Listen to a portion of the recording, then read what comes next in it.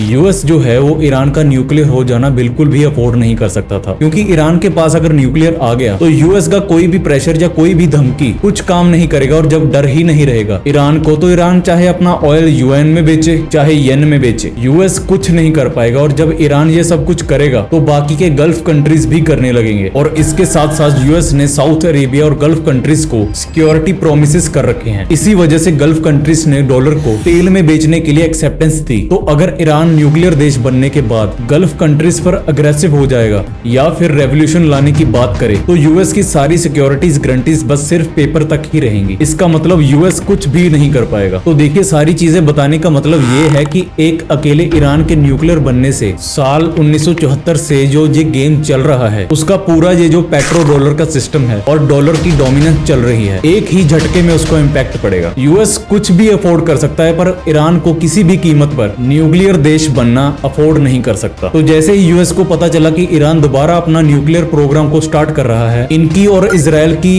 Intelligence बहुत ही ज्यादा अंदर तक घुसी हुई थी, इनको हर चीज पता चल जाती है। तो यूएस और इजराइल ने डायरेक्ट हमला नहीं किया, बल्कि एक स्टक्सनेट नाम के एक वायरस बना के इनकी न्यूक्लियर फैसिलिटी पे छोड़ दिया। न्यूक्लियर फैसिलिटीज के अंदर जितने भी सेंट्रीफ्यूग्स थे जो यूरेनियम का एनरिचमेंट करते थे, वो जरूरत से ज्यादा स्पिन होके सारे टूट गए। और इसके साथ साथ ईरान के जो साइंटिस्ट थे जो एक्चुअल में इसी प्रोग्राम को चला रहे थे, जैसे कि मसूद अली, मजीद, दरियांश, मुस्तफा अहमदी, ये सारे थोड़े थोड़े टाइम पे मिस्टीरियस तरीके के साथ इनके साथ एक्सीडेंट्स हुए और ये सभी मारे जाने लगे। इनमें से कोई अपनी कार स्टार्ट कर रहा तो ब्लास्ट हो गया, कोई बाहर सुबह से निकला हुआ था, एक दिन अपने आप ही गिर गया। तो ये सारी चीजें होने लगी और जो न्यूक्लियर प्रोग्राम था ईरान का वो डिले होने लगा। लेकिन इस सब चीजों के बाद भी ईरान रुका नहीं, किसी ना किसी तरीके से उसने अपना प्रोग्राम स्टार्ट रखा, क्योंकि ईरान का ये मानना था कि अगर न्यूक्लियर नहीं बना पाए तो वैसे ही इन सब का मरना तय है। तो ईरान पहाड़ों के नीचे अलग अलग जगह पे अलग अलग तरीके से कैसे ना कैसे करके एनरिचमेंट स्टार्ट करने लगा और इसकी वजह से एक चेन स्टार्ट हो गई, जिसमें ईरान अलग अलग तरीके बना के अपना न्यूक्लियर प्रोग्राम बना रहा है। और वही दूसरी तरफ अमेरिका और इजराइल इसको अटैक करके अलग अलग मिशन चला के उसको रोक रहा है। काफी सालों तक ये चीज चलती रही, लेकिन इसके बाद साल 2009 आता है और यहाँ पे ओबामा की एंट्री होती है। ओबामा प्रेसिडेंट बन के आते हैं। तो इस दौरान ईरान और यूएस में ये जो न्यूक्लियर रोकने का खेल चल रहा था, इसको इन दोनों ने थोड़ा अलग तरीके से रोकने की कोशिश की। इन्होंने कहा कि अगर हम ईरान पे हमला करने की बजाय ईरान को टेबल पर लाकर उसको एक एग्रीमेंट साइन करने के लिए मजबूर करें, तो इससे न्यूक्लियर प्रोग्राम भी रुक जाएगा और ये लड़ाई जैसी सिचुएशन भी नहीं रहेगी। लेकिन ईरान इस तरीके के न्यूक्लियर प्रोग्राम में कोई सेटलमेंट हो जाए इसके लिए रेडी नहीं था। वो एशिया इसीलिए था क्योंकि यूएस ने गद्दाफी के साथ भी एग्रीमेंट किए थे। गद्दाफी ने भी अपना पूरा का पूरा न्यूक्लियर प्रोग्राम बंद करके यूएस को दे दिया था, लेकिन उसके बाद भी गद्दाफी को मारा गया। तो ईरान का मानना था कि यूएस ये जो एग्रीमेंट वगैरह लेके आ रहा है, ये बस एक सिर्फ टाइम बाय करने का तरीका है और ईरान को वीक करने का तरीका है। और जब ये लोग इस चीज के लिए एग्री होंगे, उसके बाद इसको हटा देंगे और इनका खात्मा होगा। तो जब ईरान उस वक्त मान नहीं रहा था, तो ओबामा ने इस पे बैक टू बैक सैंक्शंस लगाए।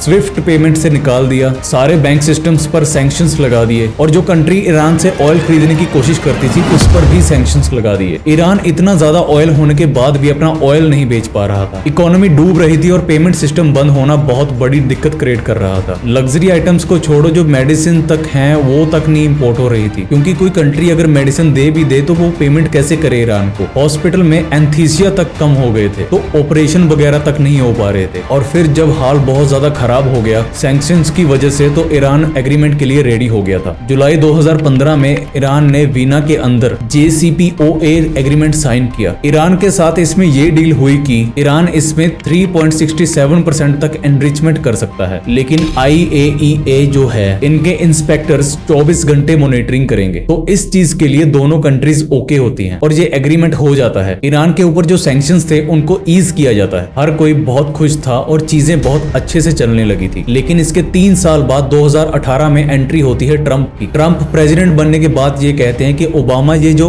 डील करके गए हैं ईरान के साथ न्यूक्लियर के लिए, ये बहुत बड़ा ब्लंडर है और इसका बहुत बड़ा नुकसान होगा यूएस को। पहली चीज इन्होंने ये कही कि ये जो एग्रीमेंट है इसमें बहुत ज्यादा दिक्कतें हैं। जो बेसिक बैलिस्टिक मिसाइल्स वगैरह हैं इसको तक ओबामा ने कवर नहीं कर रखा है इस एग्रीमेंट में। ऊपर से जो इम्पोर्ट क्लॉसेस हैं वो कुछ टाइम बाद एक्सपायर हो जाएंगे और उसके बाद ईरान लीगली बहुत ज्यादा स्ट्रॉन्ग हो जाएगा। ट्रंप ने कहा ये जो ओबामा JCPOA साइन करके गए हैं, इससे ये यूएस को एक ट्रैप में फंसा कर गए हैं। इससे फायदा कुछ नहीं होने वाला, बस ईरान को टाइम मिलेगा। इससे वो और भी ज्यादा स्ट्रॉन्ग बनेगा और इसके बाद ईरान को न्यूक्लियर बनाने से रोकने के लिए बहुत ज्यादा देर हो चुकी होगी। ट्रंप ने ओबामा की ये डील तोड़ दी और यूएस को ऑफिशियली डील से बाहर कर लेते हैं। ओबामा की जो 5 साल की मेहनत थी वो एक ही झटके में खत्म हो जाती है और इस डील को टूटने के बाद फिर से वही तनातनी वाली सिचुएशन खड़ी हो जाती है। ईरान ने बहुत ज्यादा तेजी से यूरेनियम एनरिचमेंट की लिमिट को तोड़ना स्टार्ट किया और इधर से ट्रंप ने बैक टू बैक धमकियां देनी शुरू कर दी कि इसको तुरंत बंद करना होगा वरना इसका इल्जाम बहुत ज्यादा बुरा होगा। ईरान और यूएस के बीच में वॉर जैसी सिचुएशन क्रिएट हो गई। यूएस ने ईरान के दूसरे बहुत ही ज्यादा पावरफुल आदमी को मतलब कासिम सुलेमानी को मार दिया। इधर ईरान के यूएस बेस पे हमला कर दिया और इससे पहले कि वॉर स्टार्ट होती